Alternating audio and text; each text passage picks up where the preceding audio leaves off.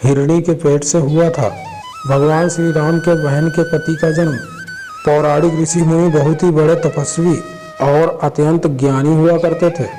जानिए सिंगी ऋषि के विचित्र जन्म के पूरी कहानी। हमारे पौराणिक ऋषि मुनि बहुत ही बड़े तपस्वी और अत्यंत ज्ञानी हुआ करते थे। एक व्यक्ति को उत्पन्न करना भी उनकी विद्या का छोटा सा हिस्सा हुआ करता था। तो आइए जानते हैं एक ऐसे ही ऋषि सिंगी जो कि भगवान राम की बहन के पति थे, उनके विचित्र जन्म के बारे में कि आखिर कैसे उनका जन्म एक हिरणी के गर्भ से हुआ था। श्रृंगी के पिता का नाम महात्मा भिवांडक एक बहुत बड़े तपस्वी थे। माना जाता है कि भिवांडक ऋषि के कठोर तप से देवराज इंद्र भी घबरा गए थे।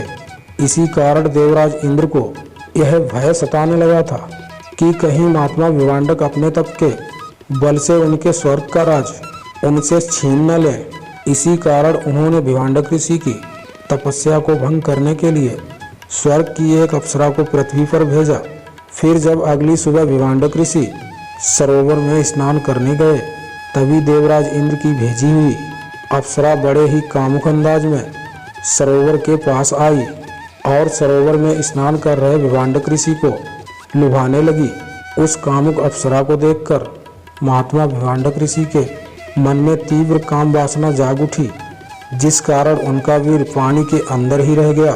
वीर गिर जाने के कारण महात्मा भिवांडक की तपस्या भंग हो गई, जिसके पश्चात महात्मा भिवांडक को बड़ा पछतावा हुआ।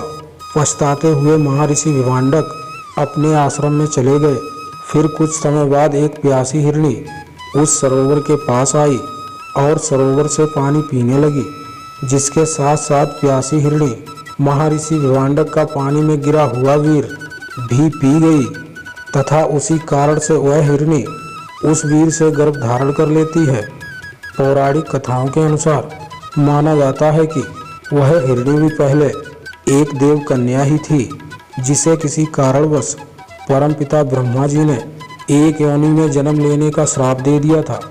इस प्रकार हिरणी बनी देव कन्या समय आने पर एक बच्चे को जन्म देती है, जिसके माथे पर एक सींग भी हुआ था। माथे पर सींग होने के कारण उनका नाम सिंगी पड़ा था। जिसके बाद उस बच्चे को भिवांडक ऋषि ने स्वयं पालन पोषण कर बड़ा किया, जिसका कुछ समय बाद भगवान राम की बहन शांता से विवाह हुआ। तो मित्रों, ये थी सिंगी ऋषि के विचित्र जन्म की पूरी कहानी।